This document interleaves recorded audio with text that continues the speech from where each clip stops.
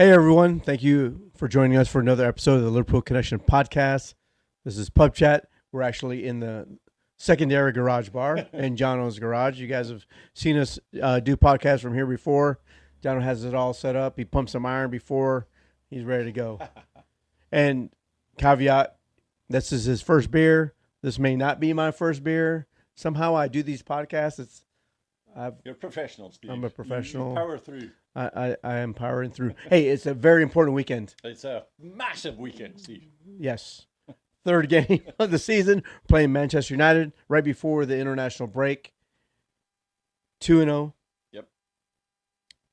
First new coach, first new gaffer that's won his first two games. This could be the first new gaffer that's won the first time he's at Manchester United. A lot of things on the line here. We're 2-0. They're 1-1. They haven't been impressive, Jono. I think we have been impressive. So your initial thoughts? My initial thought is our lineup's probably going to be the same, right? That we've had. Kwanzaa and Kanade were really the only change from the last game. I think Kanade deserves to start again. I think he'll start again. And but I mean, the rest of the team picks itself right now. Going into the international break, before we start doing the midweek games, I think Slot has the team set up for success. Your initial thoughts? Yeah, well, you pretty much described all my initial thoughts. Okay, thank you for joining us. We'll see you next time. Manchester United Football Club. You want to hold this? Are looking like, like they did last year, which is great to see. Doesn't necessarily mean that, when we go there that we're going to kill them, because that didn't happen last year. But they've looked kind of confused a little bit. I haven't seen a ton. I've seen bits and pieces. So, and they have new people coming in, so they have some fresh talent, but I still don't think they really know what they're about too much yet. So it might be a good time to play them before they figure out. We, on the other hand, look like we're just kind of transitioning, but not massively changing, right? So we've looked good. I think absolutely, like you said, no reason to really change anything. I always thought the first three games, because they're once a week and then we have an international break, and combined with getting players back from international duty in the summer late, then I always thought, he'll pick his guys that he thinks will be ready.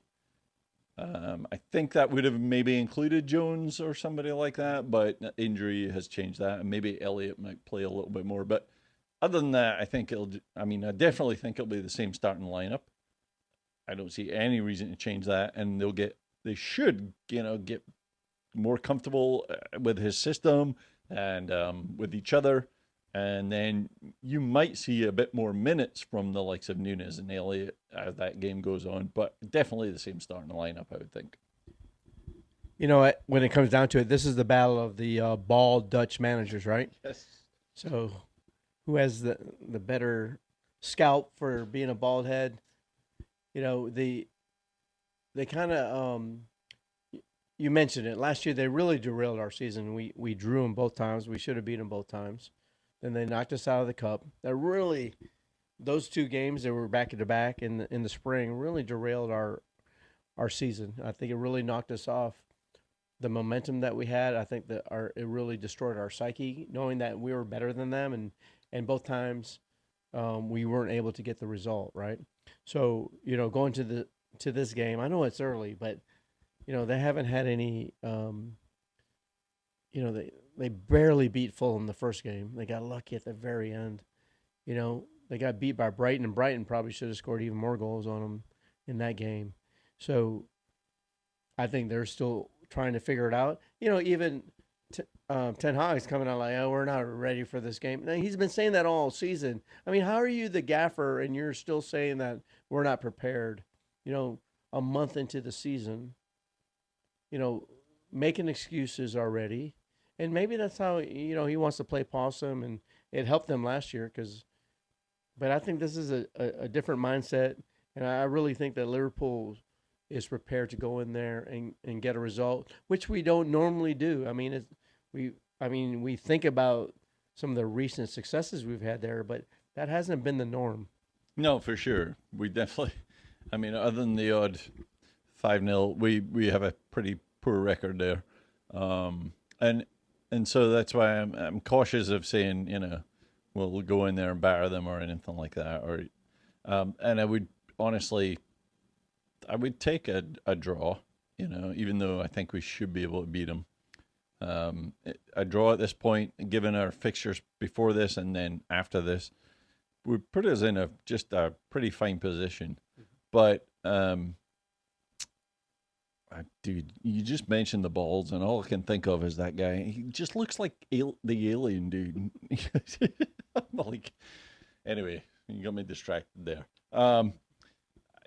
Yeah, I think there's no reason to think we can't go there and really attack them. It doesn't look like we're gonna have Chiesa on the bench necessarily, but we have so many attacking options.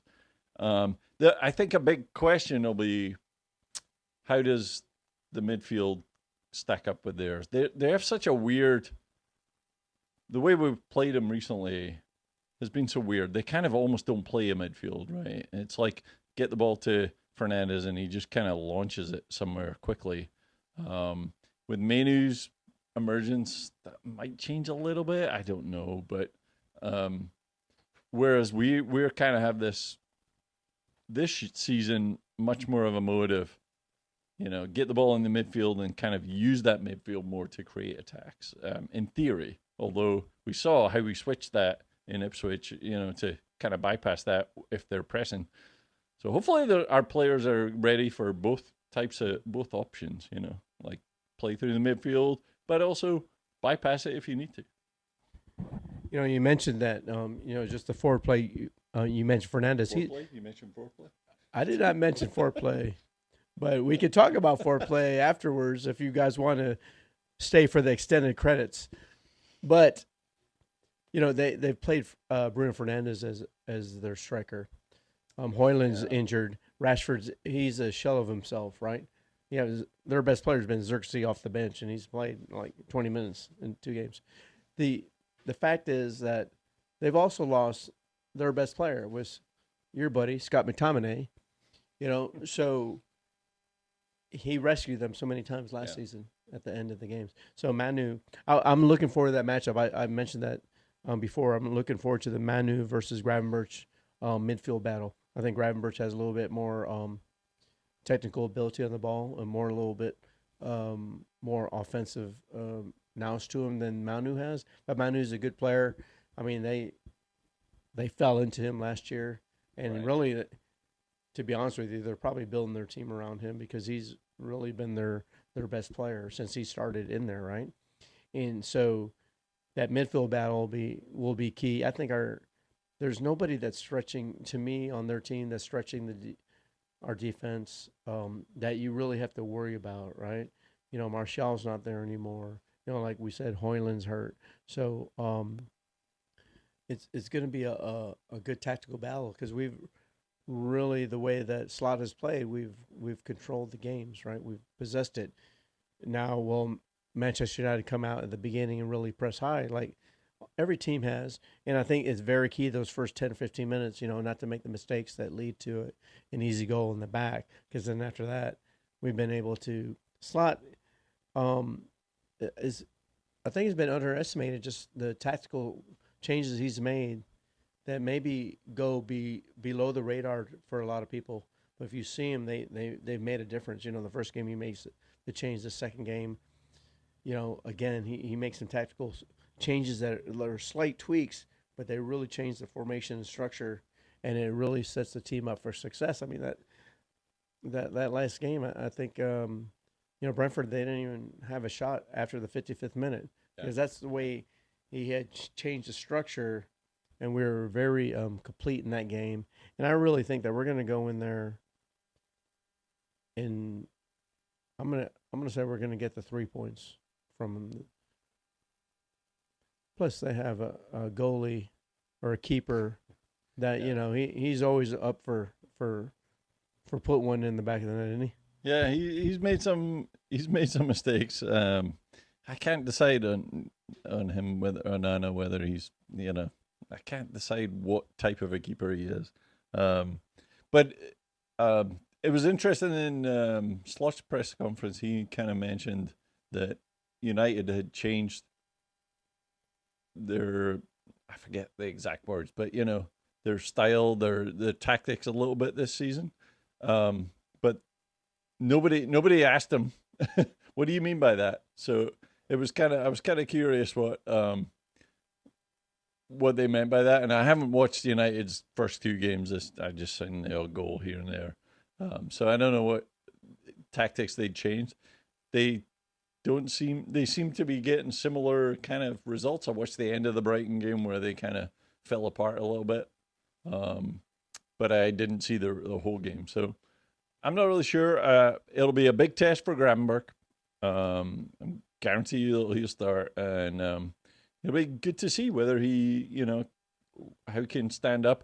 Um, there's Maka and Soboslai, the other parts of that kind of midfield.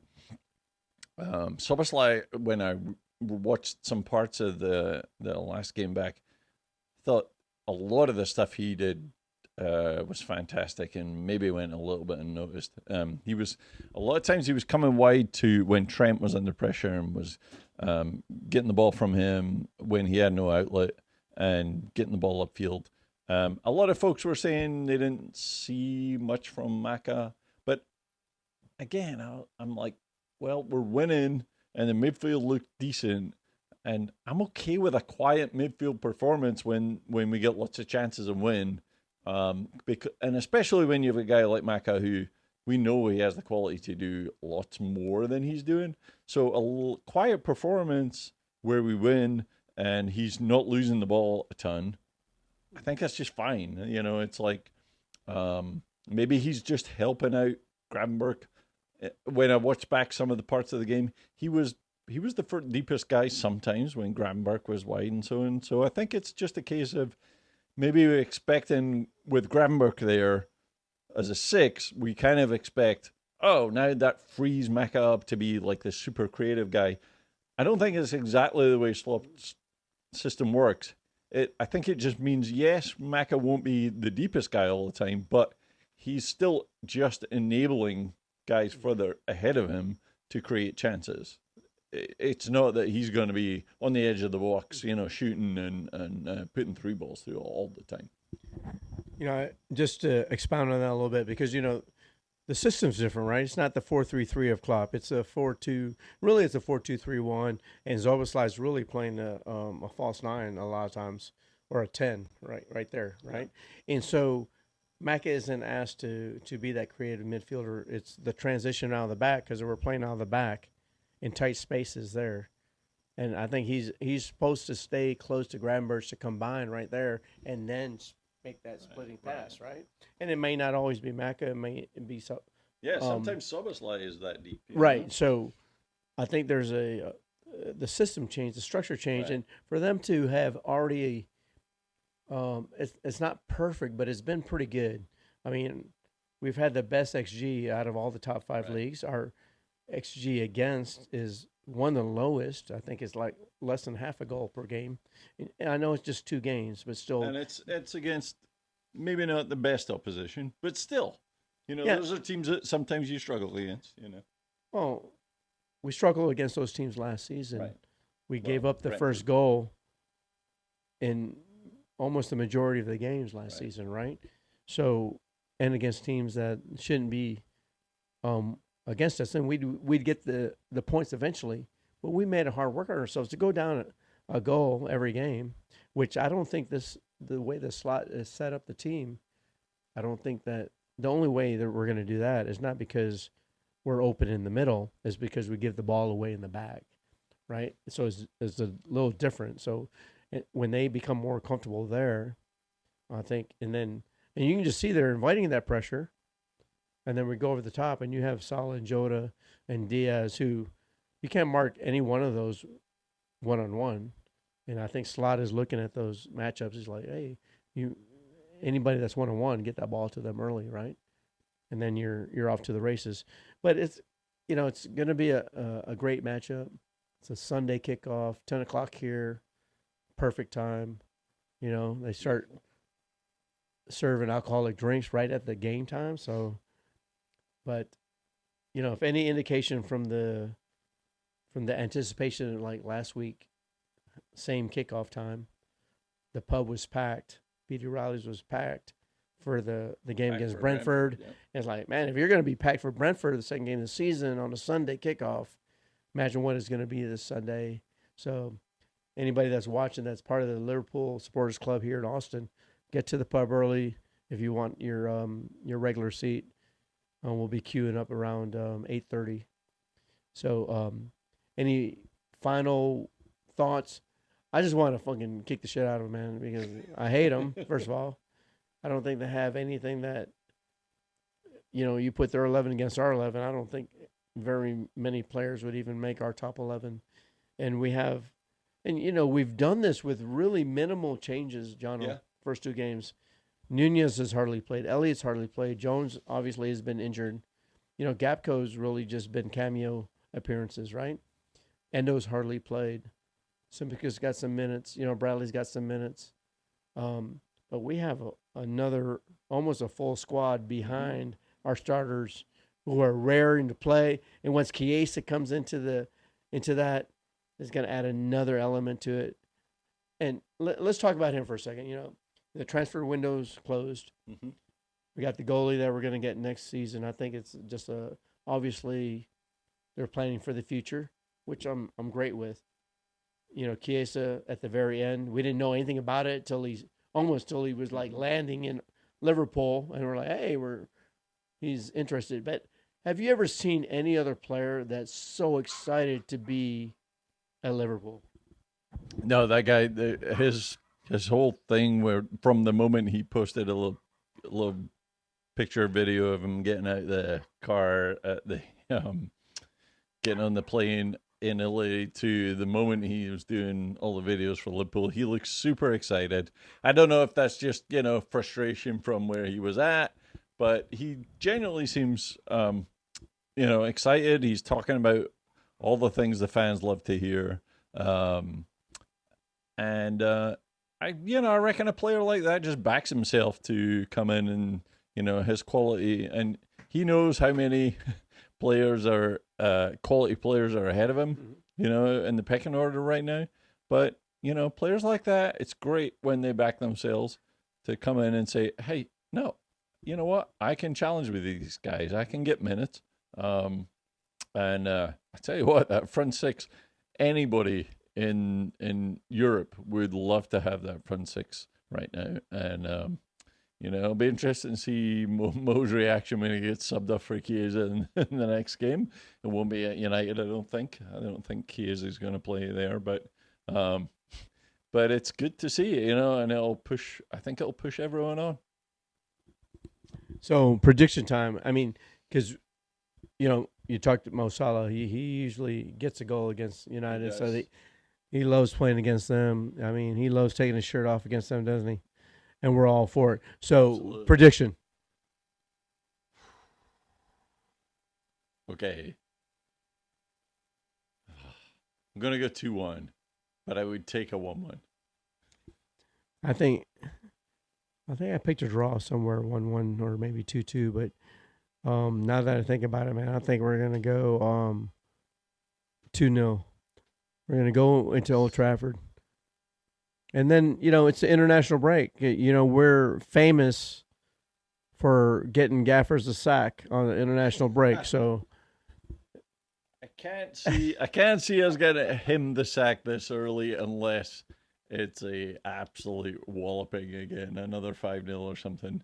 I think they've given it, although I don't really see any change to compared to last year, but they've signed a whole bunch of players, and I feel like they're going to give them at least till Christmas. I'm kind of hoping, though, that at some point they sack him and just bring in the great English hero that is Gareth Southgate for Man United. Do that for us, Manchester. Come on. Well, I mean, Pochettino obviously supposedly is coming to the United States men's national team. So that's the guy that Yeah. everybody thought was going to go to Manchester United, and then Southgate is Bring been the in the same. waistcoat. Come on, bring him in. Gareth, that beautiful waistcoat. You can do it, Manchester United. Bring in the Gareth. Hey, we spent the night in Manchester. I didn't see any waistcoats. Did you? I did not. But come on, Gareth Southgate. You took England to how many finals? Come on, bring him in. Are you claiming England now? I thought you were claiming Scotland. I want him one in Gareth Southgate at Manchester United. I think it's a great move. He's a genius. Look at that attacking football they produced, England. Come on. He could do that for the famous Manchester United Football Club. Do it. Come on. What's that guy's name again? Jim. Jim at Manchester United. Yeah, Jim. That guy, Jim. You've got Gareth's number. Get him in. Okay. That's pretty funny, actually. That's my plea. Yeah. I just never know where you're from. If you're from like Great Britain, UK, England, Scotland. Oh, no, I mean, I love England. You know, Gareth Southgate did so much for me. He produced such glowing football this Euros. Get him in Manchester United. You can do it. well, I did look in your wardrobe. There was not a waistcoat in there, but we'll work on that. But hey, guys, thanks for joining us. It's been great. We cannot wait till the match on Sunday. So until then, hit your likes, your notifications, subscribe to our channel, and then we'll bring you some more content from the match on Sunday. Cheers. Cheers.